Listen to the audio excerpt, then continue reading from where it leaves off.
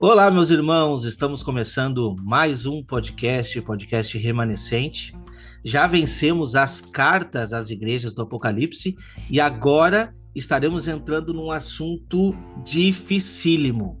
Não sei se conseguiremos trazer aqui todas as respostas, mas com certeza a gente vai ter muita revelação aqui hoje. Sabe, a gente encontrou muita dificuldade para estudar e para conseguir apresentar para vocês alguma coisa que possa te ajudar nessa revelação, mas nós mesmos nos sentimos tocados pelo Espírito Santo com relação às informações que as outras passagens da palavra nos trazem. Esse é o nosso intuito, abrangir a mensagem e conseguir absorver alguma coisa que possa nos dar a interpretação do texto. Vamos tentar fazer aqui isso hoje. Eu quero convidar o meu irmão Ricardo Maciel para fazer uma oração, porque nós vamos ter um estudo profundo aqui agora. Amém. Amém. Amém. Amém. Senhor, muito obrigado por esta oportunidade. Obrigado por estarmos aqui reunidos em Teu nome, Senhor. Amém. E pedimos ao Senhor que o Senhor venha dar direção a cada um de nós, que não seja o nosso intelecto, aquilo que nós achamos, mas que seja a Tua perfeita vontade, a Tua palavra que vivifica, que fortifica, que alcance, Senhor, muitos corações, meu Pai. Seja uma palavra que venha cortar, Senhor, e realmente alcançar vidas, almas que sejam alcançadas pelo Senhor, porque essa obra não é nossa. Verdade. Não, essa obra é do Senhor, é o Senhor que está realizando essa grande obra. Que o Senhor possa cada vez mais, Senhor, levantar pessoas nesta terra, Senhor, como atalaias do Senhor, que possam proclamar o evangelho genuíno do reino, a sã doutrina dos apóstolos desses últimos dias, que possam ser levantadas pessoas para tocar trombetas, para anunciar o teu reino e libertar muitos cativos, meu Pai, nesta prisão, neste mundo todo. Muito obrigado pela oportunidade. Muito obrigado, Senhor, no nome de Jesus. Amém. Amém. Amém. Então vamos dar sequência, meus irmãos. Vamos começar o estudo do capítulo 4. O título da maioria das Bíblias diz assim, a visão do trono de Deus. E o título realmente traz o que vem trazendo o capítulo. Eu vou ler o primeiro e o segundo versículos, que diz assim: Depois destas coisas, olhei e eis não somente uma porta aberta no céu, como também a primeira voz que ouvi, como de trombeta, ao falar comigo, dizendo: Sobe para aqui, e te mostrarei o que deve acontecer depois dessas coisas. Imediatamente eu me achei em espírito, e eis armado no céu um trono, e no trono alguém sentado. Pastor Igor, o que dá para trazer aí sobre esses dois primeiros versos? Olha que interessante, né? Porque ele já tinha sido arrebatado, né, no capítulo 1, né? E aí agora parece que ele sobe mais um degrau, né? Ele vai subindo, uma porta se abre e ele vai até uma dimensão onde tem um trono, tá? Foi só ele que viu esse trono. Você percebe que é como se estivesse montando um mapa ali, né? Uhum. Então tá lá Ezequiel vendo esse trono, tá Isaías vendo o Senhor assentado no alto e sublime trono. Aí agora você vê João, não tem vários tronos que está se deslocando, né? Ele está no mesmo lugar.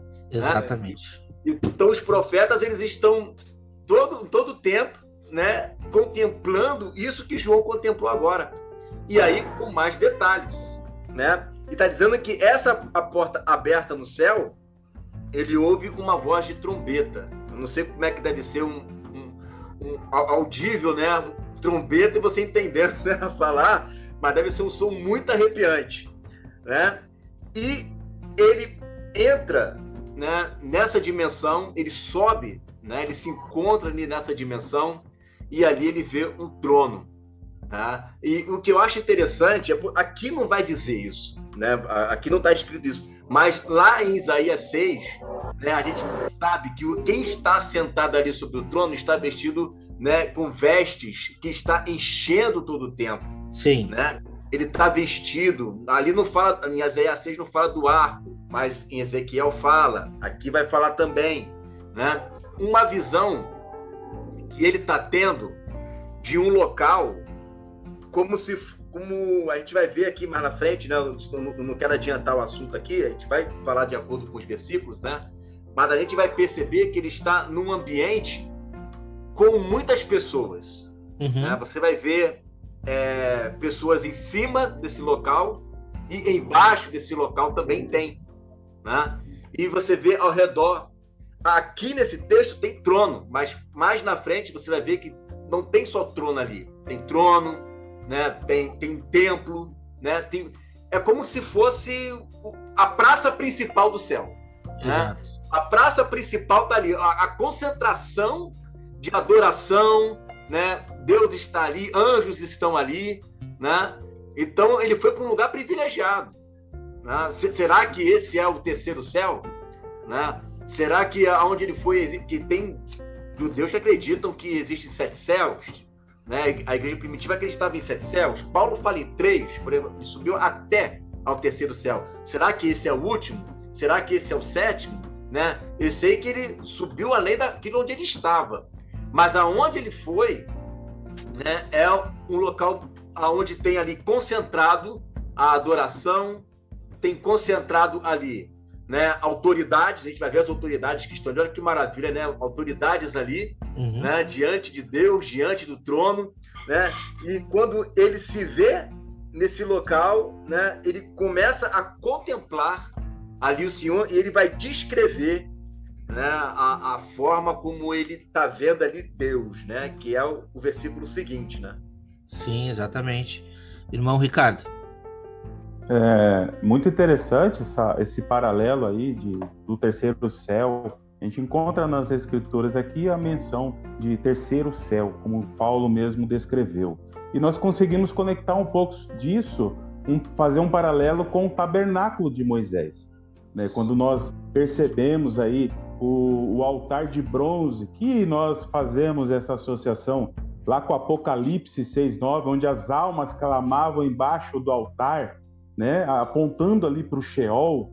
E se nós colocarmos aí na nossa maquete aí, né, imaginária, esse tabernáculo, colocando esse altar de bronze, né, apontando para a terra, e abaixo dele o Sheol, e a bacia de bronze com as águas que purificam, fazendo essa associação com o segundo dia da criação, onde o Senhor fez a separação entre águas e águas, né? Apontando aí para o primeiro céu, e João sendo arrebatado para o lugar dos candelabros, onde nós podemos associar com o segundo céu, onde se encontra aí o lugar santo. Por isso que nós conseguimos associar a menorá nesse lugar santo com o segundo céu. E podemos sim associar esse lugar santíssimo com a sala do trono, o terceiro céu, onde João foi arrebatado, né, novamente nessa dimensão espiritual. Muito interessante. E outro detalhe também é quando Satanás ele quis almejar em seu coração ser semelhante ao Altíssimo. Dá a entender que ele teve, né, essa intenção ao visualizar a sala do trono, ao visualizar o monte, o alto monte, o alto do Zafon, como está escrito lá em Isaías 14:12, e essa ambição de querer ser semelhante a Deus, ao Altíssimo, nós percebemos como isso é refletido aqui na Terra. Verdade. Todo o domínio que ele faz, que ele exerce aqui neste mundo, a gente percebe isso nas Escrituras, que esse domínio é apontado para o norte, o alto do Zafon da terra, como a gente pode mencionar, né? Em Jeremias, lá, a gente percebe no capítulo 6, tocai a trombeta, porque do norte virá grande calamidade, apontando aí, né, a grande tribulação. E a gente percebe Ezequiel 38, 39, faz menção dos povos que vêm do norte, o Gog e Magog. Em Sofonias também faz menção, o Senhor estenderá a mão contra o norte e contra Nínive, apontando aí, porque em Naum, né, no capítulo 1, verso 11, diz que de lá sai aquele que maquina o mal contra o Senhor. Então, o inimigo, Satanás, ele sempre quer imitar Deus, né? E nas Escrituras a gente percebe isso, né? Que do norte vem aquele que maquina contra o Senhor. Muito interessante. Pegando a deixa aqui da trombeta ainda, a gente vê que, normalmente, quando a informação era muito importante, que essa informação nós precisamos absorver, essa informação vinha como trombeta. Você vê a mesma citação em Apocalipse 1, quando João se vira para ver quem é que está falando com ele. No versículo 10 diz, né? Achei meu espírito no dia do Senhor e ouvi por detrás de mim grande voz como de trombeta. Quando a gente vai para Isaías 58, versículo 1, diz assim: clama em alta voz e não te detenhas, levanta a voz como de trombeta e anuncia ao meu povo a sua transgressão e a casa de Jacó os seus pecados. Mas a anunciação pode ser de muitas coisas, e aqui neste caso é profético. Está querendo nos deixar assim, olha, o que nós vamos falar agora é muito forte. Então esse som de trombeta é assim, ó, atente para essas palavras. Na verdade é isso, atente a tudo que vai ser dito agora para você aqui, João, porque isso é importante, a visão do trono de Deus é importantíssima. Vamos adiantar então o versículo 3, que diz assim: e esse que se acha sentado é semelhante no aspecto à pedra de jaspe e de sardônio, e ao redor do trono há um arco-íris semelhante no aspecto à esmeralda. O que dá para nós trazer sobre esse que está sentado no trono, pastor Igor? Aqui ele coloca, né? Olha só que interessante. A aparência dele é como uma pedra de um jaspe, né? Uma pedra meio que avermelhada, né? E de sardônica. Essas pedras estão na Nova Jerusalém. Sim. Pedras que também estão no peitoral ali do sacerdote, né? Ele está mostrando ali o ofício sacerdotal, né? Daquele que está sentado, né? E acima dele existe um arco celeste. Esse arco estava ao redor do trono, e esse arco é semelhante a uma esmeralda. Né? Então você está observando o seguinte aqui: a aparência desse que está aqui, e aí é que está o X da questão, né? Quem é esse que está aqui? Esse é aquele que é o que fez a aliança, porque o arco da aliança lembra a aliança que Deus fez com a terra, né? Através de Noé. Ó, tá vendo ali essa aliança que eu estou fazendo com a terra? Esse é o homem da aliança. O que está ali é o homem da aliança. O que está ali é o Deus de Abraão, o Deus de Isaac, o Deus de Jacó, o Deus de Noé. É esse que está ali, é esse que foi visto por Ezequiel, é esse que foi visto, né, pelo profeta Isaías. É o homem da aliança, o arco celeste. Né? A prova de que Deus fez uma aliança é o arco. Quando a gente olhar para o arco, a gente sabe que é ele que fez essa aliança. E esse também, além de ser o homem da aliança, era um homem que está vestido de vestes sacerdotais. Né? Tem muito mais outros versículos que vai complementar essas roupas desse. Você deve ter lido já, né? Passou por esses capítulos aí. Né? Aqui é só mais um detalhe. Né? E a aparência dele, né? O rosto dele é um rosto que tem um fulgor, com uma pedra. Né? Então, esse que tem um rosto como fulgor, esse que tem um rosto, né, brilhante, e que se assemelha às pedras do sacerdócio, esse sacerdote que está sentado no trono é o homem da aliança. É o homem que vai cumprir o seu propósito.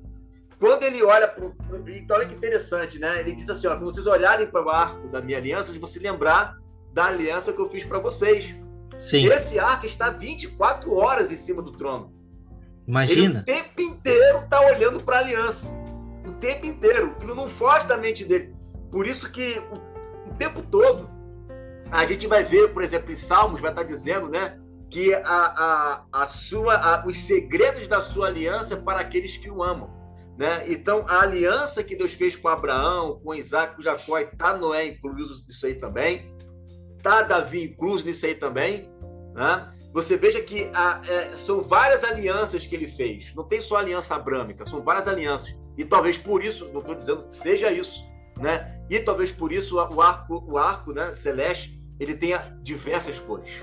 Verdade. Tá? Cada cor ali simbolizando uma aliança que ele fez com um dos nossos pais, né? Que tem a aliança davídica, tem a aliança abrâmica, tem a aliança com Noé, né? Aliança com a terra. Então Deus fez várias alianças. E tudo isso fica ali, ó, na lembrança dele o tempo inteiro, né? Lembrando ele essas alianças que ele fez, né? E quem chega lá, quando vê o trono, vê a aliança.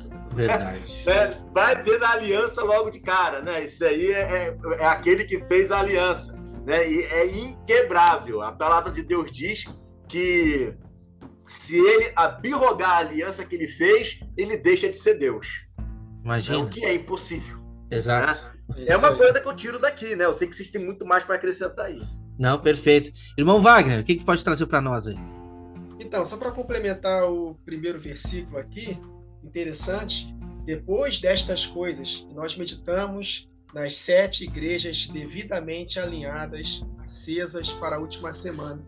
E depois destas coisas, aí o Senhor se mostra como aquele que vive e reina para todo sempre, para gerar em nós confiança, porque a missão é difícil, porque Ezequiel, dá para perceber que ele estava meio receoso.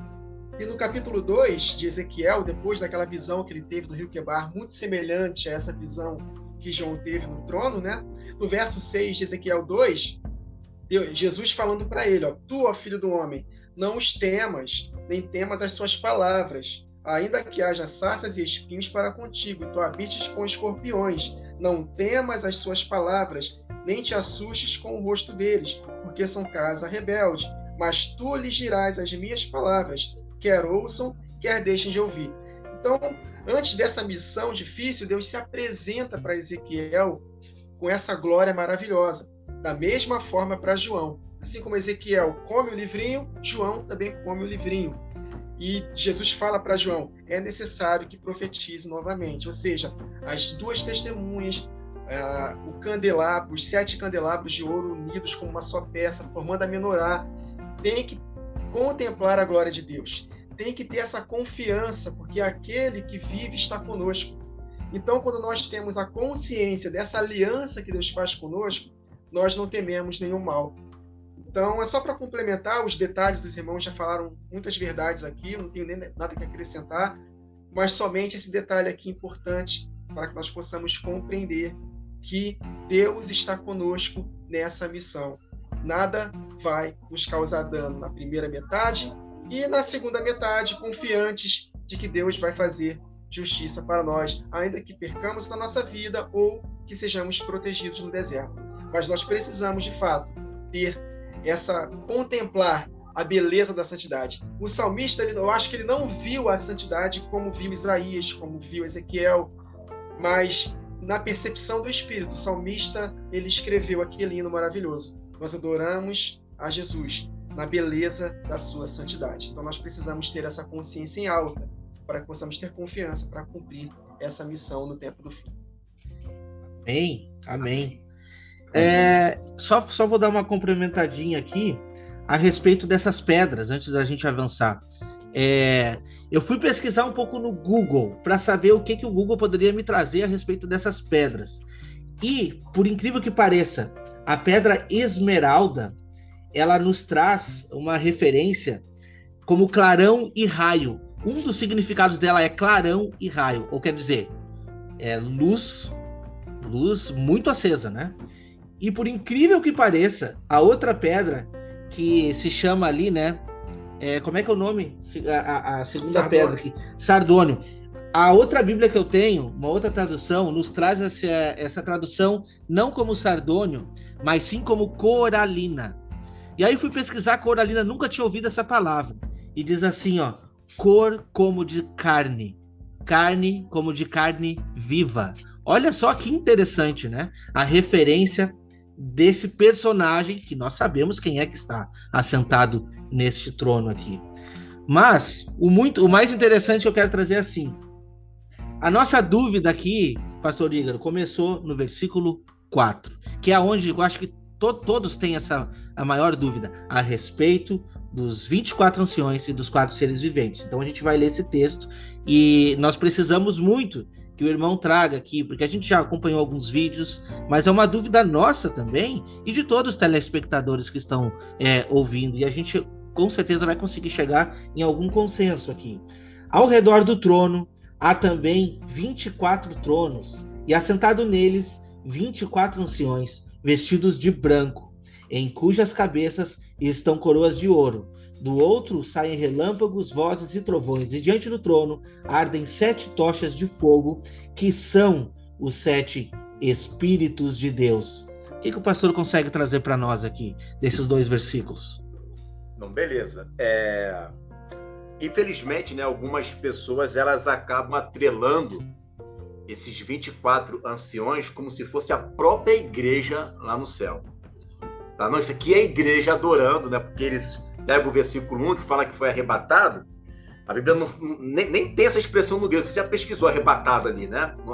Eu não encontrei a palavra harpazo ali no versículo 2. Diz que ele se encontrou em espírito. Sim. Né?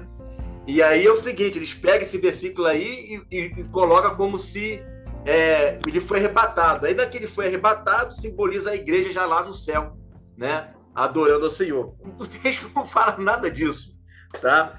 Mas o que o texto está mostrando é que no trono, o que tem ali no trono? Vamos lá. No trono não, no mar de vidro, né? O que tem ali no mar de vidro?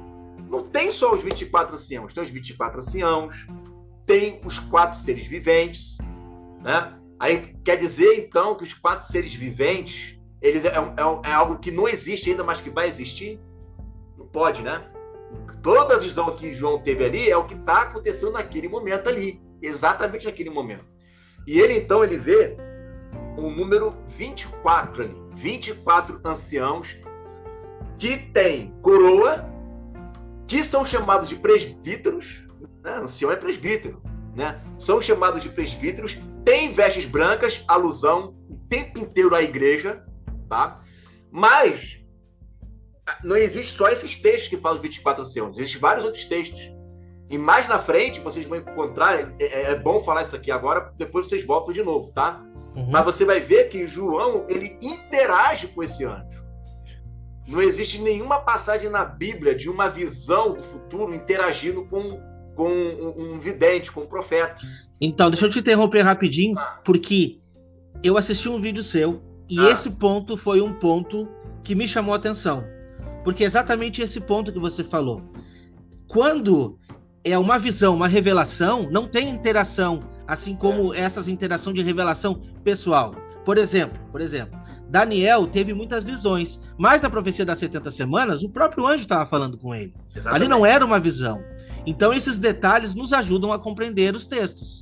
E aí eu disse, opa, tem razão aqui, deixa eu perguntar isso daqui para o pastor que ele vai conseguir nos esclarecer. Pode dar sequência, pastor. Exatamente, né? Então, quer dizer, não existe uma interação da visão. Você não vê a besta conversando com João, você não vê a meretriz conversando com João, é sempre um anjo explicando. E não é só os 24 anciãos, um dos 24 anciãos que interage com João, assim como um dos 4 seres viventes também interage, né? E aí, no caso, esse anjo, que é um anjo, é uma classe angelical, esses 24 anciãos estão ali, né, adorando ao Senhor, e aí sim, você pode fazer uma conjectura, é um turno de adoração, pode ser, pode pegar lá aquele exemplo, 24 turnos de adoração de Davi, é o que eu falei no vídeo, né? As interpretações, elas são bem-vindas, você pode estudar as interpretações, mas eu penso que nas regiões celestiais, quando a gente entrar nos querubins, aí tem bastante texto para a gente poder mastigar os querubins, que está bem interessante, né? Acerca dos querubins. Mas se você for ver, entre a classe angelical, existem anjos que têm ofícios sacerdotais. Mais na frente, se for ver nos capítulos posteriores, você vai ver anjos que estão levando oração. Quem é que fazia isso no tabernáculo, como foi citado por Ricardo, né? Era um sacerdote. A anjo é sacerdote na qualidade de figura, sim, mas na qualidade de ordem de Melquisedeque, nunca. Sim. Né? Jamais. Mas na qualidade de figura, sim. Então, esses 24 anciãos, eles são igreja, eles são reis na qualidade de reis da ordem de Melquisedeque, não, mas na qualidade de figura que aponta para a igreja, sim. Porque a Bíblia é muito clara que não foi a anjos que ele deu, né, para que governe o mundo vindouro. Isso está em Hebreus 1 e Hebreus 2. Não foi a anjos que ele sujeitou, deixa de sujeitar, né? Sujeitou o mundo vindouro. Não foi a anjos. Aos anjos disse filho? Jamais. Sim. Então, não é a anjos a ordem de reinar e sacerdotar as nações. É a igreja. Já que não é para eles, o que eles estão fazendo ali? Fazem ofícios que lembram e apontam para a igreja, porque só a igreja ela tem essa função, como diz Zacarias, né, acerca do renovo, que ele vai edificar o templo como rei e sacerdote e fará ambos os ofícios. Então, o Messias, ele trabalha como rei e sacerdote, e como nós somos da ordem dele, nós também somos os únicos que trabalhamos como reis e sacerdote. Os anjos não. Eles apontam, mas nenhum deles tem dois ofícios, né? Você não vê um anjo com um ofício de coroa e um anjo com roupas sacerdotais, né? Ao mesmo tempo. Você vê ou um ou outro.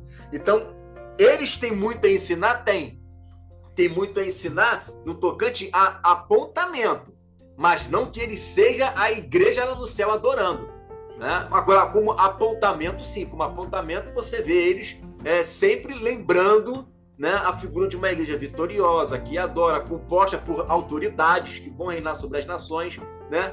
Traz essa lembrança. As conjecturas, se eles simbolizam isso, simbolizam aquilo, né, e aquilo outro, aí, desde que não seja uma heresia, né, fica aí a critério dos irmãos, né, trazer apontamentos, como eu também estou trazendo o meu apontamento. Mas acontece que a Bíblia não entra em tantos detalhes como entra nos querubim. No querubim a gente tem vários detalhes ali. Agora, dos 24 anciãos, é como se eu falasse assim, quer ver? Ó? Eu fui na casa do Wagner e vi lá uma taça. E só escrevi isso e fui embora. Uhum. Né? E aí, por que ele falou a taça? Numa taça é que ele ganhou do futebol. Numa taça é que ele ganhou, né, sei lá, de basquete. Não, essa taça é a taça de vinho. Lembra? Eu só falei da taça e deixei vocês se batendo aí. Vira conjectura, qualquer coisa que tu venha trazer. Exatamente, né? E às vezes até bate, né? Às vezes até bate, sim. Mas é complicado a gente chegar e dizer, não é isso aqui, tem que ser dessa forma. Pode ser tudo, como diz até um provérbio judaico em relação à exegese, né? A sua interpretação está certa e a sua também. Verdade. Tudo menos a igreja no céu nos 7 anos. Tudo menos isso. Amém, amém. Irmão Ricardo, o que traz para nós aí? Então, foi citado aqui o verso 4 e 5. Só quero complementar um pouco sobre essa parte das 7 lâmpadas de fogo, que ardiam do trono. A gente trouxe aí acerca das 7 igrejas, essa importância de entender os 7 Espíritos de Deus, ela está contida aí nas Escrituras.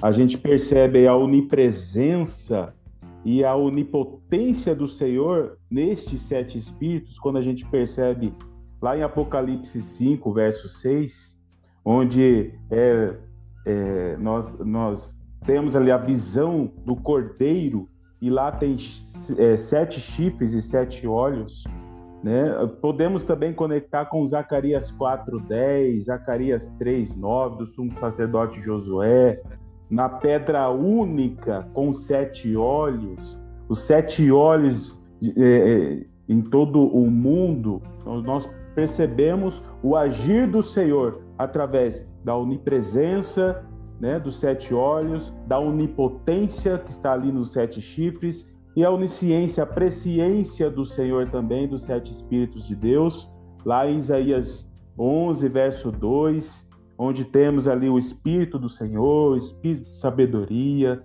de entendimento, de conselho, de fortaleza, de conhecimento e temor do Senhor. Então, nós percebemos aí, né, o trabalhar do Senhor no mundo inteiro, né, através desses 7 espíritos aí, muito interessante.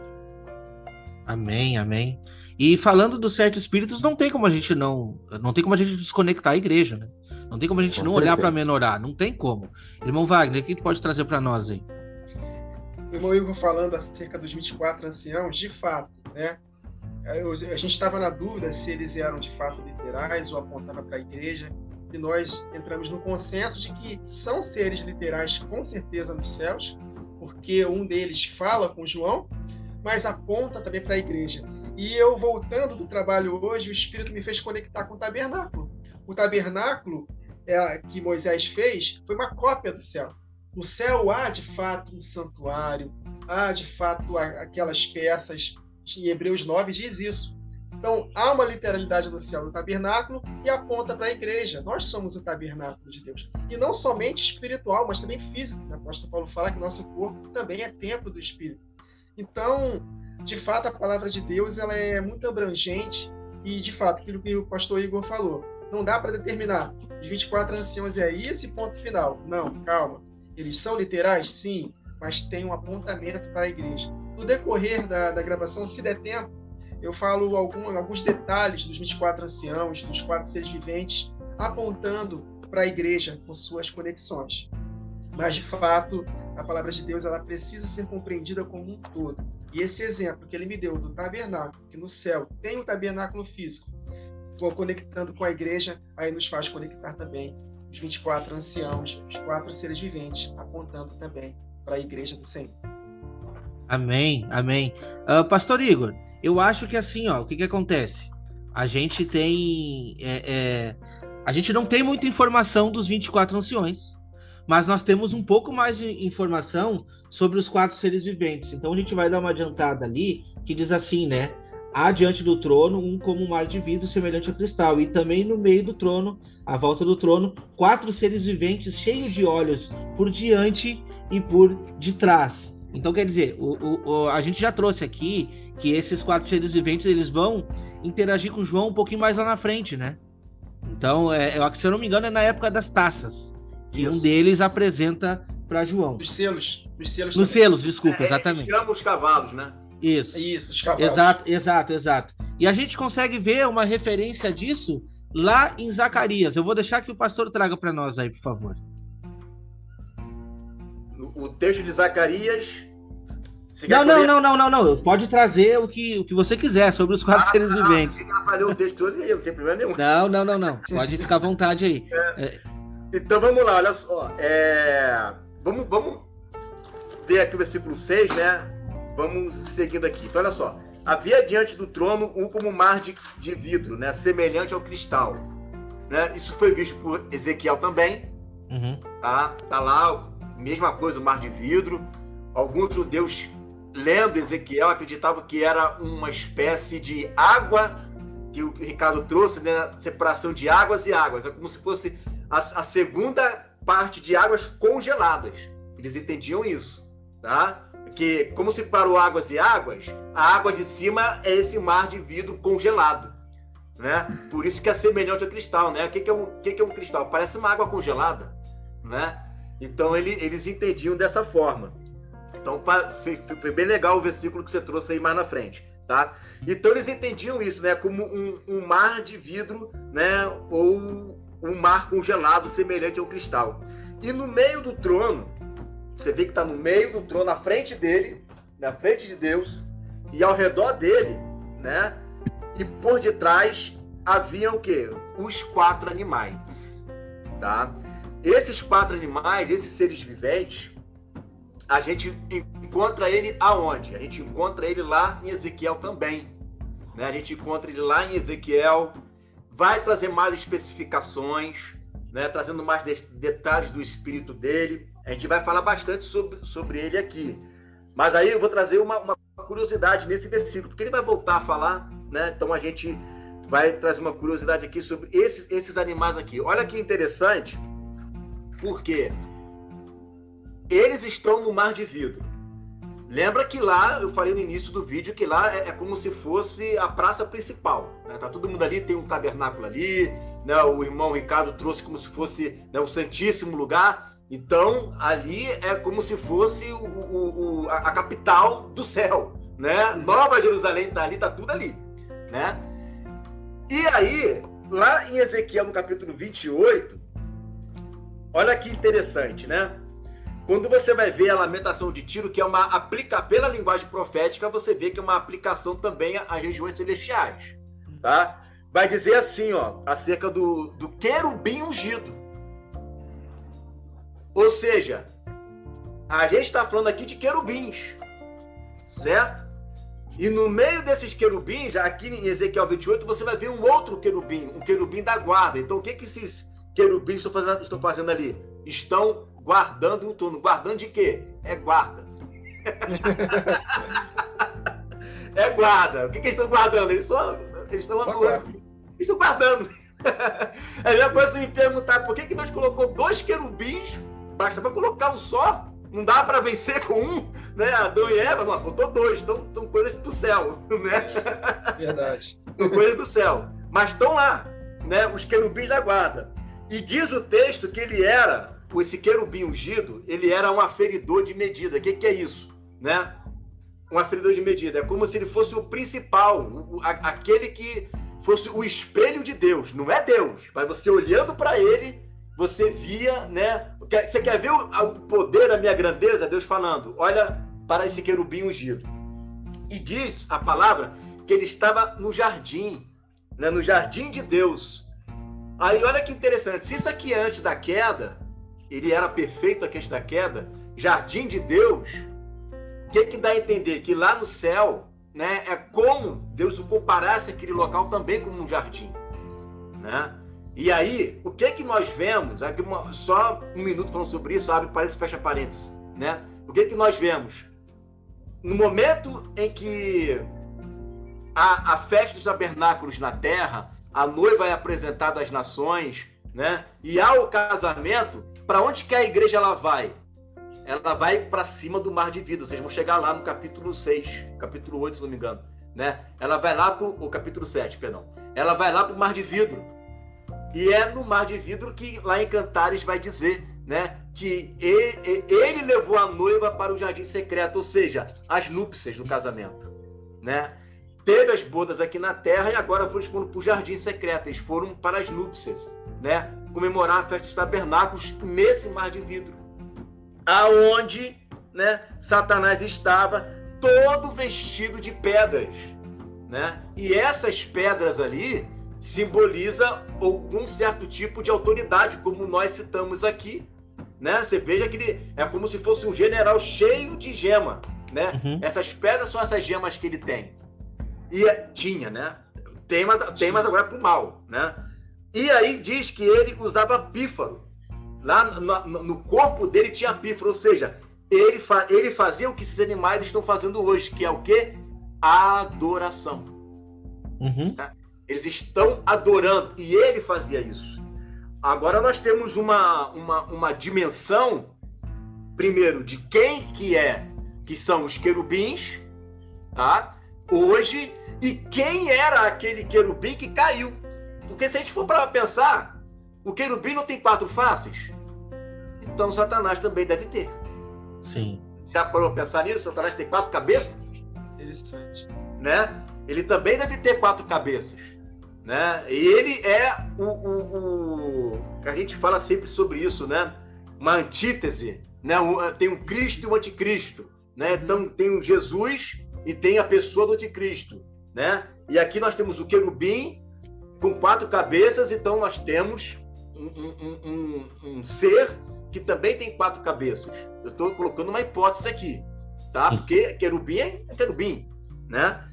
E aí, mais na frente, a gente vai falar sobre essa questão dessas 4 cabeças, que tem mistério aí, tá? Dessas 4 cabeças, né? Então, vou fechar aqui o versículo 6, vocês acrescentam aí, depois a gente fala sobre o mistério dessas 4 cabeças aqui. Não, tranquilo. Eu acho interessante, eu errei, tá, o texto, que eu disse que fazia conexão, não é Zacarias 1, é Ezequiel 1. Desculpa. Ah, tá. Desculpa. Porque assim... Para mim, sinceramente, é um Ctrl-C, Ctrl-V. O que nós lermos no Ezequiel 1 é o que está nos trazendo do Apocalipse 4, praticamente. Eu só não consigo ver ali os 24 anciões. Irmão Wagner, eu não sei qual é a ordem agora, mas eu vou passar para o irmão Wagner, depois o irmão Ricardo complementa aí. Então, só para complementar em relação à comparação das visões, no rio Quebar, ele não viu os 24 anciãos, mas viu as rodas. João, ele viu os 24 anciãos, mas não viu as rodas. Enfim, é só um detalhe. Sim. Mas no verso 6, ainda conectando, porque o Espírito me fez apontar muito para a igreja, né? Acerca dos animais e também dos 24 anciãos. E os 4 seres viventes, eles estavam cheios de olhos, por diante e por detrás. E conectando com a igreja, nós precisamos contemplar a glória do Senhor, a beleza da sua santidade pela fé. E está escrito em Hebreus 12, para que nós possamos olhar firmemente para o autor e consumador da nossa fé. Então, e mais para frente, quando nós formos ler os próximos versículos, esses 4 animais e também os 24 anciãos, eles davam glória, honra e ações de graças, que é uma oração de louvor que o apóstolo Paulo fala, depois de falar daquele mistério maravilhoso das 2 casas, em Romanos 11, né? Que ele fala lá, ó profundidade da riqueza, tanto da sabedoria quanto do conhecimento de Deus. O apóstolo Paulo, ele foi arrebatado ao terceiro céu, ele viu também essa glória, e no verso 36 de Romanos 11, porque dele, por meio dele, para ele são todas as coisas, a ele pois a glória eternamente, amém? Então está tudo conectado com a adoração dos 4 seres viventes, dos 24 anciãos. Então é isso, né? Vamos dar continuidade aí. Tá bom, irmão Ricardo? Amém. Também só quero comentar algo acerca do mar de vidro, que essas conexões que nós realizamos, nós podemos olhar lá no capítulo 15 de Apocalipse mesmo, verso 2, onde João tem a visão do mar de vidro misturado com fogo. E lá em Ezequiel capítulo 1 tem muito fogo ali também nesse mar de vidro, né? Misturado com fogo. Também os que saíram vitoriosos da besta. Isso está apontando para a igreja, né? Os vitoriosos da besta, da sua imagem, do seu sinal, do número do seu nome, que estavam junto ao mar de vidro e tinham harpas de Deus. E esse mesmo mar de vidro que João viu, que Ezequiel viu no capítulo 1, nós também encontramos no capítulo 43, verso 3 de Ezequiel, onde, quando veio a glória do Senhor no templo, no reino milenar, para a inauguração do templo, lá no reino milenar, no capítulo 43, verso 3, Ezequiel faz menção de que ele teve a mesma visão que ele teve lá no rio Quebar, no capítulo 1. Ou seja, nesta inauguração do templo, o reino milenar, por isso a importância de nós termos esse entendimento de como será o reino, onde que a ordem de Melquisedeque estará neste reino. E infelizmente muitos não conseguem enxergar essa dimensão toda, a ordem de Melquisedeque, a ordem de Zadok, os levitas, a visão, a figura do príncipe, as nações, um reino totalmente organizado, né? E preparado pelo Senhor neste período tão glorioso. Então, assim, estudem, gente, não desistem, estudem, né? Às vezes é muito complicado para a cabeça. Não é que é complicado para a cabeça. Eu uso sempre o exemplo da seguinte forma: se você for pegar o que a Testemunha de Jeová eles ensinam, o negócio é mais complexo do que a gente imagina. Se você for pegar, por exemplo, você foi adventista. Se você for pegar o que os adventistas pregam, é mais complexo, muito mais complexo. Mas eles aprendem. Então, por quê? Porque eles se dedicam. O que a gente ensina não é tão complexo assim. É porque a gente que às vezes quer encaixar pano velho com remendo novo. Não vai dar. Não. Né? Você tem que desfazer o que você aprendeu, né? Para você poder então pegar esse vinho novo, se botar em vasos velhos, vai rachar. Então, às vezes, a gente quer conectar coisas novas com coisas velhas, e não adianta. Tá? Então, isso depende o quê? De uma desconstrução para construir. né? E aí vai depender de esforço. O importante é que as pessoas estão vendo que está tudo na Bíblia, aí que é legal. Né? Verdade. Tudo na Bíblia, está tudo certo. Né? Amém. Você quer que eu fale o versículo 7, é isso? Pode ser. Versículo 7, já vamos tratar aí de quem são, né? O que aparece desses seres viventes. E versículo 8. Tá, então olha só. O versículo 7 ele é interessante, que ele vai trabalhar da seguinte forma, né? Ele coloca, olha que legal, né? O Espírito já pensando no capítulo posterior. Porque ele coloca assim, o primeiro, o segundo, o terceiro, o quarto, né? Primeiro leão, segundo bezerro, o terceiro homem, o quarto águia. E quando chegar lá na frente, ele não vai repetir os animais, ele vai repetir o número. Sim. O primeiro foi e chamou, o segundo foi e chamou, o terceiro foi e chamou, né? Então você veja que essa questão dessas 4 cabeças aqui, tá? Por exemplo, o leão chama o cavalo branco, o bezerro chama o cavalo verde, o homem chama o cavalo preto, e a águia, e não diz só a águia, fala águia voando. Olha que interessante, né? Águia voando. Né? Por que a águia está voando? Ezequiel 1 vai explicar o que eles estão fazendo, estão lá voando. Né? Eles estão voando, esse chama o cavalo verde. Aí depois vocês vão lá no capítulo posterior, vocês vão falar melhor sobre esses cavalos aqui. Mas olha que interessante, eu vou trazer aqui um texto para vocês, que é da patrística, tá? Que é do ano 185 depois de Cristo, de Irineu de Leão, né? Ele foi discípulo de Policarpo, que foi discípulo do apóstolo João, e ele vai tratar sobre as cabeças do querubim. Né? O que na visão dele, o que ele aprendeu dos discípulos, né, dos apóstolos, o que é para ele essa cabeça. E ele vai dizer o seguinte, lá no seu quinto livro, no terceiro livro dele, no capítulo 11, vai dizer o seguinte, olha só, a leitura. Por outro lado, os evangelhos não são nem mais nem menos. Só para contextualizar aqui, porque ele está lutando contra os gnósticos, tá? Então os gnósticos não acreditavam nos 4 evangelhos. Igual hoje, né? O pessoal vai falando que os 4 evangelhos é tudo de Constantino. Mentira! Esse texto aqui já mostra que já criam nos 4 evangelhos fechadinho ali. Mateus, Marcos, Lucas, João, tá? Então olha só. Os evangelhos não são nem mais nem menos do que esses 4. Com efeito, são 4 as regiões do mundo em que vivemos, 4 são os ventos principais, e visto que a igreja é espalhada por toda a terra, e como tem por fundamento a coluna, o evangelho e o espírito da vida. Assim são as 4 colunas que espalham por toda parte a incorruptibilidade e dão vida aos homens. Por isso é evidente que o verbo artífice de todas as coisas, que está sentado acima dos querubins e mantém unidas todas as coisas quando se manifestou aos homens, nos deu um evangelho quadriforme, sustentando por um único Espírito. Por isso Davi, ao invocar sua vinda, diz: tu que te assentas acima dos querubins, aparece. Ora, os querubins têm 4 aspectos, e suas figuras são a imagem da atividade do Filho de Deus. Então a patrística entendia que as 4 faces apontam para a atividade do Filho. Tá? Uhum. Aí ele vai explicar.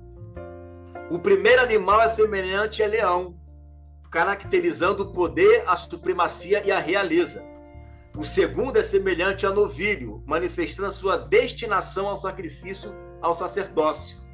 O terceiro tem rosto semelhante a homem, o que lembra claramente a sua vida em forma humana.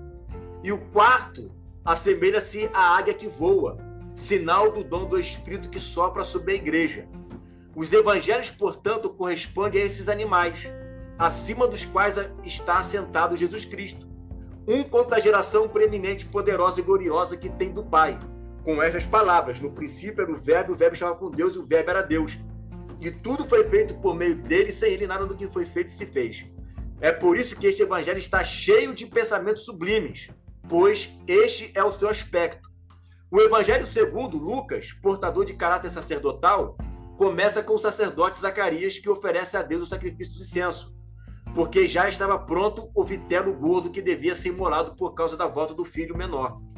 Mateus, por sua vez, narra sua geração humana, dizendo: livro da origem de Jesus Cristo, filho de Davi, filho de Abraão. E em seguida a origem de Jesus Cristo foi assim. É, portanto, o evangelho da humanidade de Cristo.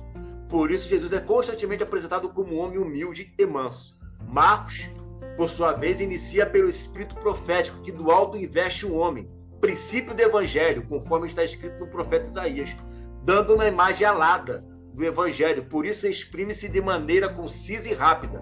É o estilo profético. É assim que o próprio verbo de Deus falava conforme a sua divindade e glória. Pulando aqui, assim é o aspecto dos animais, e igual ao aspecto dos animais é a característica do evangelho. Quadriforme os animais, quadriforme o evangelho, quadriforme a atividade do Senhor, né?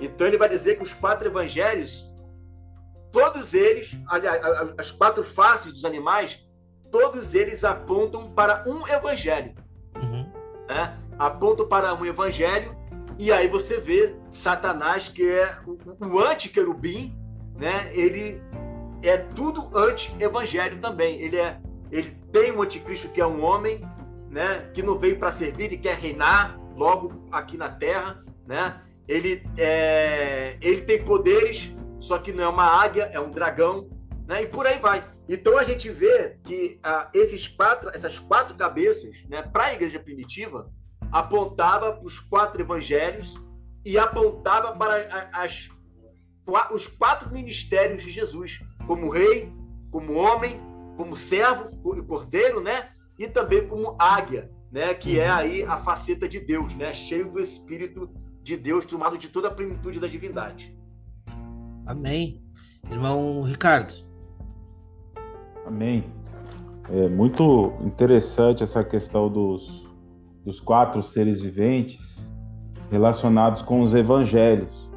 E é importante salientar aqui essa similaridade dos 4 animais, os 4 seres viventes, com os 4 cavalos do Apocalipse. E a gente estava até discutindo essa semana, né, compartilhando um pouco acerca disso, o quanto que a obra do Senhor nestes cavalos faz conexão com os 4 seres viventes.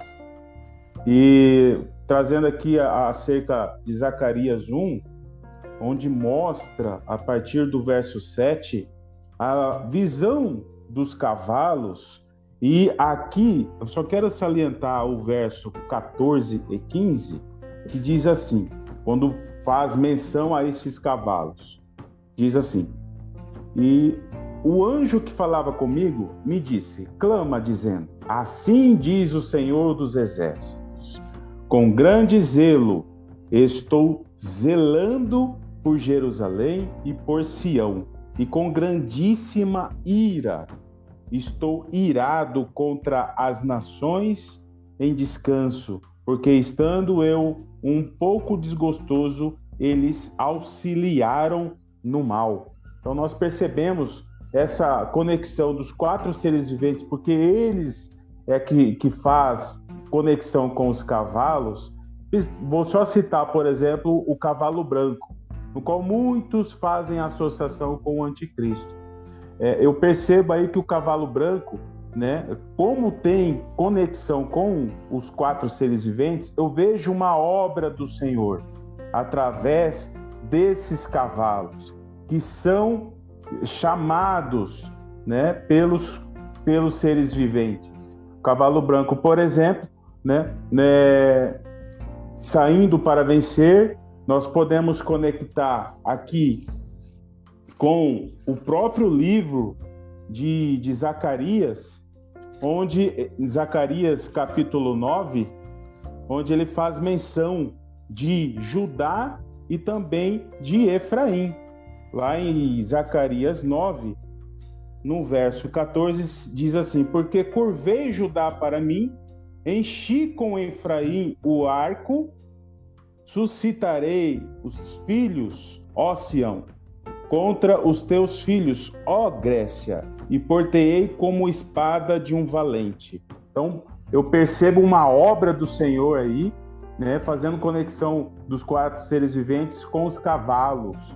E aí a gente percebe que existe uma conexão muito, muito mais profunda acerca disso, a gente encontra isso nas Escrituras, especificamente aqui no profeta Zacarias.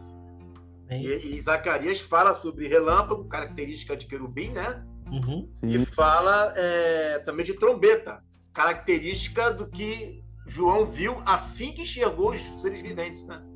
Exatamente. E falando de Judá e Efraim, e conectando da voz, soar a trombeta no verso 14 de Zacarias 9, as trombetas que as duas testemunhas vão realizar nesses dias, né? As duas casas de Israel, Judá e Efraim. Exatamente. Meu irmão Wagner. Só para completar, de fato, de novo conectando com a igreja, que foi a maneira como o Espírito ministrou meu coração quando eu estava meditando, né? E os 4 seres viventes, não podemos esquecer do versículo 1. Depois destas coisas, depois da menorá está devidamente acesa. Então, esses 7 candeeiros acesos apontam para o grande maior avivamento. Tem um texto muito interessante aqui de Lucas 17, falando acerca da volta do Filho do Homem, no verso 24, que assim como o relâmpago fuzilando brilha de uma extremidade do céu, assim será no dia do Filho do Homem. Nesse contexto aqui, no verso 22, está escrito lá, Jesus falando para os seus discípulos, a seguir dirigir-se aos seus discípulos, virá o tempo em que desejareis ver um dos dias do Filho do Homem e não vereis. Então, um dos dias do Filho do Homem, eu creio que seja exatamente esta última semana, em especial a primeira metade da última semana, que nós vamos com essa consciência da glória e da majestade do Senhor Jesus fazendo a diferença. E assim como Isaías também, né, ele contemplou a beleza da santidade do Senhor, o serafim foi lá, purificou seus lábios, perdoou o seu pecado, e ali naquele ambiente de santidade ele foi usado por Deus para poder, de fato, fazer maravilhas no nome de Jesus.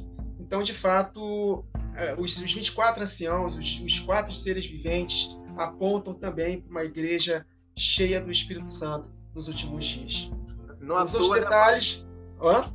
Completa aí, desculpa, completa.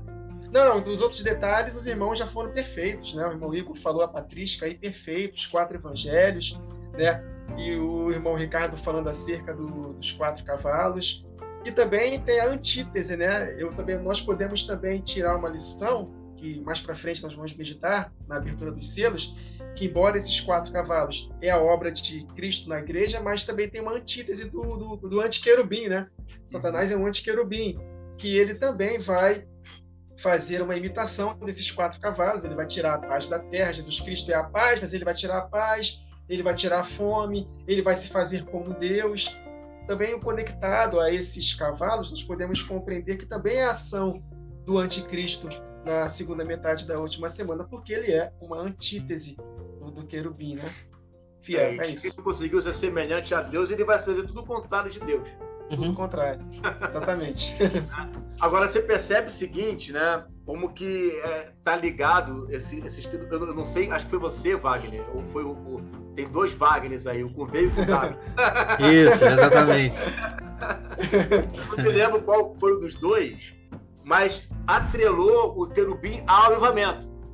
Inclusive, está ali o cavalo branco, né? Que vem vencendo para vencer. Ó, o relâmpago aí, ó, vozes de relâmpago e trovões. Olha aí, isso aí.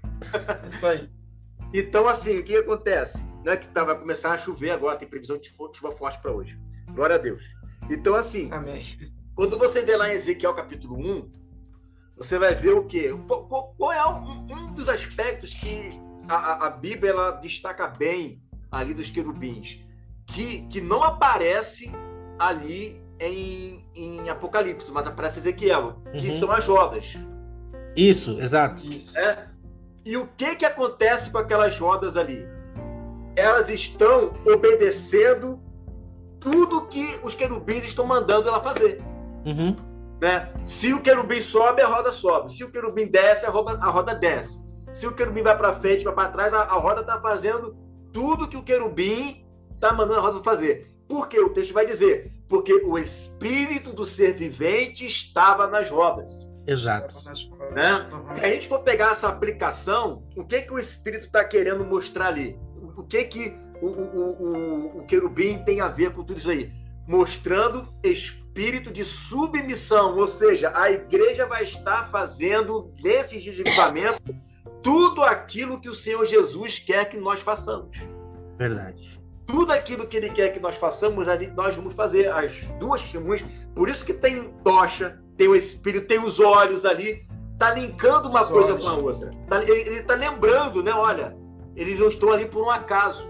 Eles estão ali para vocês entenderem que, assim como o querubim obedece ao Pai, e os que estão debaixo da autoridade do querubim obedecem ao querubim, esses dias de avivamento vai ser assim também com a igreja. A igreja estará obedecendo ao Pai em tudo, ao Filho em tudo. De fato, são dias de avivamento, né? De fato, isso vai acontecer.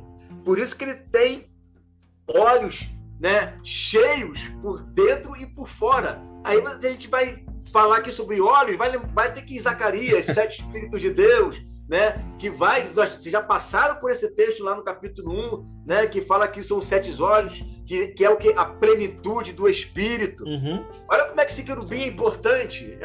Por isso que para os judeus esse querubim é o que está lá líder na classe dos anjos, né?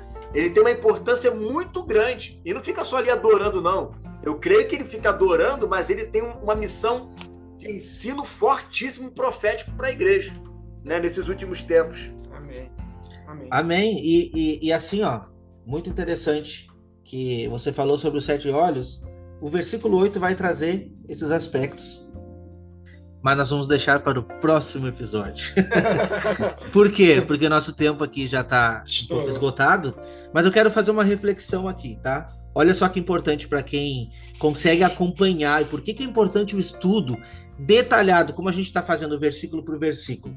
A gente consegue ver uma tomada inicial, onde João tem aquele primeiro relapso de olhar para trás e ver uma visão do sumo sacerdote. E naquele momento ali é apresentado para ele uma visão do céu. Mas só um pouquinho. Ele está mostrando Jesus com a menorá na mão, representando as 7 igrejas. Aí ele diz, você viu essa menorá? Então tá. Agora envia a carta para cada uma delas, que eu vou te botar as características que elas têm, as coisas boas, e vou mostrar também o que elas precisam melhorar. Entende? Sim. Pegou toda essa visão? Fechou. Então agora nós vamos te mostrar o trono de Deus. E o que a gente encontra lá? A menorá acesa. Então, é fantástico. A gente não consegue, por exemplo, vamos estudar só o capítulo 4. Se tu não viu os outros capítulos, tu não vai conseguir ter uma visão ampla. Então, por isso que é importante o estudo minucioso da palavra de Deus. E é isso que a gente pede. E eu segurei aqui um versículo que o pastor Igor trouxe sobre as alianças, né? Por exemplo, o arco-íris, que está condensando e mostrando para a gente ali as alianças de Deus com o povo. E o próprio livro de Ezequiel nos traz no capítulo 1 também, só que no versículo 28, que diz assim, ó, o aspecto do arco que aparece na nuvem em dia de chuva, assim era o resplendor em redor, e era a aparência e a glória do Senhor. Vendo isto, caí com o rosto em terra e ouvi a voz de quem falava. Então, assim, sim, Jesus é esse sumo sacerdote, Jesus é este a quem está sendo referido, mas ele está mostrando uma aliança. É uma referência a nós, é uma referência à igreja. Por isso que a gente aqui está batendo sempre na mesma tecla. O que a gente está fazendo aqui é trazer você para o arrependimento, trazer você para essa aliança. Essa aliança que foi prometida depois daqueles dias com a casa de Israel, com a casa de Judá. Entende? Então, quando a gente está falando de igreja, ninguém está levantando nenhuma placa aqui, não. Nós estamos apresentando uma igreja pura que está sendo apresentada, e olha só, nós estamos sendo incluídos no plano de Deus. Quer coisa mais maravilhosa do que isso? Para mim não tem. Uma inclusão perfeita no plano de Deus, sabe? Então, assim, conseguir enxergar a igreja lá nos dá uma esperança, e nós estamos aqui falando de esperança. Amém. Irmão, pastor Igor, dá suas conclusões finais aí para nós, por favor. Amém. Eu gosto muito de estudar esse texto. Se a gente for falar sobre avivamento aqui, aí é um outro assunto que eu gosto muito, que é a plenitude dos filhos de Deus. Né? E isso aqui é um outro aspecto, né? É um outro aspecto. Os querubins têm tudo a ver com isso. E você vê que Jesus está ajeitando as lâmpadas, e no capítulo 4 parece que ele ajeitou. Exato. Ajeitou, né? As lâmpadas estão acesas. Agora vai começar o avivamento. Né? Aí, no momento que começa o avivamento, os anjos começam a dar graças, né? Começam a adorar. Aí os 24 anciãos, caramba, o avivamento está chegando, a noiva está vindo. Aí eles não se aguentam, deposita a coroa aos pés de Jesus, começa a adorar. Porque quando começar o avivamento, gente, é pouco tempo, né? Quanto que falta? Então, quando o sumo sacerdote ajeitar as lâmpadas do candeeiro, é porque já estamos às portas, né, do noivo voltar. E os céus entram em festa, os querubins passam a adorar, os 24 anciãos se lançam aos pés dele. Eu não creio, eu estou com uma conjectura minha, tá? Eu não creio que os 24 anciãos ficam o tempo inteiro lá, bota e tira a coroa, tira a coroa, bota e tira... Eu não creio nisso. Eu creio que existe um momento específico da história em que eles se enchem de tanta alegria e tanta glória que eles não se aguentam, e nesse momento eles vão lá e depositam as coroas aos pés daquele que está vindo para reinar. Glória a Deus. Daquele que está vindo para reinar. Então, é mais ou menos isso, né? Esse capítulo 4 é o início do fim, né? É o início do fim. Já estamos começando a entrar na última semana de Daniel, né? E o capítulo 4 é as portas, é uma porta aberta, né? Para que isso comece a acontecer, né? Glória a Deus. Amém. Irmão Ricardo, as considerações. Quero agradecer a oportunidade e fazer minhas considerações finais aqui no verso 3 aqui do capítulo 4, onde o Senhor tem essa semelhança de jaspe. Ele cita primeiramente jaspe, depois sárdio, né? E jaspe, no peitoral do juízo, era a última pedra mencionada, a 12ª pedra. E sárdio era a primeira. E nós percebemos que na Nova Jerusalém, o primeiro fundamento das muralhas é jaspe. Ou seja, lá no peitoral, que era a 12ª, passa a ser o primeiro no firmamento da muralha. O que eu entendo disso tudo? Que o Senhor, ele tem um propósito, né, de estabelecer o seu reino aqui na terra. E o reino de Deus é contrário, ele segue na direção contrária a todos esses preceitos filosóficos humanos que estão enchendo a mente de muitas pessoas aqui nesta terra. Então nós precisamos entender o propósito do reino que o Senhor quer colocar em nossas vidas.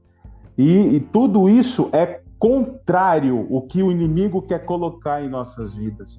Então, isso fez conectar, inclusive, com a passagem de Mateus, né, do capítulo 20, que o pastor Igor trouxe hoje aqui, a respeito de que os últimos serão os primeiros, trazendo à tona os trabalhadores da última hora. Porque o Senhor vai fazer, nesses últimos dias, grandes coisas maravilhosas, e requer dos atalaias, do povo de Deus, um posicionamento, primeiramente de humildade, de reconhecer suas falhas, novamente reiterando aqui, agir como Daniel, orando, intercedendo, com níveis de profundo arrependimento, por ele, pelos pais, pelos que estão de perto, pelos que estão de longe, buscando a unidade para cumprir o propósito do Senhor, que é unir as duas casas de Israel. Amém. Amém, meu irmão Wagner. Glória a Deus. Amém. Eu estava lembrando de Isaías aqui, que ele teve 2 etapas no seu ministério. Antes de receber aquela visão maravilhosa, foi arrebatado e viu o Senhor assentado sobre o alto, sobre o trono, e após. Então, podemos dizer assim, estamos nesse processo do primeiro ministério de Isaías, mas quando de fato a menorá estiver acesa, nós vamos contemplar a majestade do Senhor, e aí sim, santificai-vos, porque amanhã o Senhor fará maravilha no meio de nós. Então, com os lábios impuros purificados, reconhecendo nossas falhas, porque Isaías reconheceu, sou ai de mim, porque eu sou um homem de lábios impuros, habito no meio de um povo de impuros lábios, mas a menorá vai ser alinhada, e aí nós vamos cumprir a missão, para que possamos adentrar a nossa terra prometida. Antes de Josué adentrar a terra prometida, ele convocou: santificai-vos, que amanhã o Senhor fará maravilha no meio de vós. E os 4 seres viventes e os 24 anciãos clamam: santo, santo, santo. Então a santidade da igreja vai fazer a diferença. E nós precisamos contemplar a beleza da santidade do Senhor para que nós possamos cumprir a nossa missão. Amém, amém. No próximo episódio nós iremos estudar aqui a partir do versículo 8. Nós vamos ainda continuar entendendo sobre esses 4 seres viventes e o que eles estarão fazendo. Primeiramente aqui, eu gostaria de agradecer a todos que ficaram até o final com a gente, sabe? Pedimos aqui, a única coisa que a gente pede para você é: acompanhe o nosso trabalho, acompanhe aqui o trabalho do pastor Igor.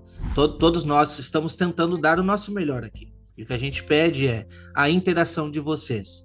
Eu quero agradecer aqui, nossa, do fundo do meu coração, pastor Igor, por essa participação. Porque assim, hoje em dia, né, com a vida da gente corrida, muitas vezes a gente não consegue. Mas eu assisti uma pregação sua hoje. Eu fico trabalhando com o fonezinho aqui. Amém. E hoje eu estava assistindo uma pregação que você chamou a atenção ali profundamente. É o meu pensamento, é o pensamento do irmão Wagner, do irmão Ricardo. A gente já conversou sobre isso. Cuidado com as multidões. Você está pregando para uma multidão, pode não significar nada. Jesus pregava para uma multidão, mas na verdade quem absorvia a mensagem eram os 12. Eu ouvi isso de você hoje, pastor Igor. Então, assim... O semeador saiu a semear, o nome da mensagem. Exatamente. Então, veja lá, mensagem importante. O que eu quero trazer é o seguinte: a gente está aqui com esforço fazendo esse nosso trabalho e a gente conversa até de vez em quando, eu e o irmão Wagner. Olha, se um assistir e absorver, já valeu a pena. Entende? Nós estamos aqui dando o nosso melhor, muitas vezes correndo contra o tempo, passando muitas vezes dificuldades aqui. Eu não vivo do evangelho hoje. Se for da vontade de Deus, um dia isso vai acontecer. Amém? Se for. O pastor Igor, não sei, não conversamos sobre isso ainda, mas de qualquer maneira, apoie o ministério do pastor Igor. Primeiramente, se inscrevendo no canal, veja as mensagens. A gente aqui já aprovou, nós conseguimos absorver todos os dias, né? E isso é muito bom, muito bom. Então, muito obrigado pela participação, por olhar para nós aqui tão pequeninos aqui também, crescendo. Mas, enfim, a obra é a mesma, é isso que a gente quer dizer. A obra do pastor Igor é a mesma minha. O nosso objetivo é o mesmo: ganhar almas para este reino. Então, convido você, se inscreve no canal, vai lá, né? Vou deixar o link aqui abaixo dos 2 vídeos que eu vou recomendar do pastor. Se inscrevam lá no canal, se inscreva também no canal Voz de Trombeta, canal do irmão Wagner, e nos acompanhe no próximo episódio. Pastor Igor, a casa é sua. Quando quiser, aparece, tá bom? Eu agradeço aí a oportunidade, tá? Foi uma honra estar aqui com os irmãos, né? E daqui Deus já ministrou algumas coisas para mim, né? Que eu vou estudar para poder estar passando para os irmãos. Então, já deu fruto, né? Amém. Essa live de hoje, a gravação, né? Esse estudo. Porque já extraí 3 pontos aqui que o Espírito falou assim: estude isso aqui, que isso aqui é importante. Então, amém. Amém. Glória amém. a Deus. Amém. Amém. Agradecemos a todos e estaremos de volta na próxima semana, no mesmo horário, no canal Remanescente. Também você pode estar nos acompanhando pelo Spotify e no canal dos irmãos também, né? Que essa mensagem vai chegar a todos vocês. Nos acompanhem, que Deus abençoe a cada um e até o próximo vídeo. Bye, bye. Tchau.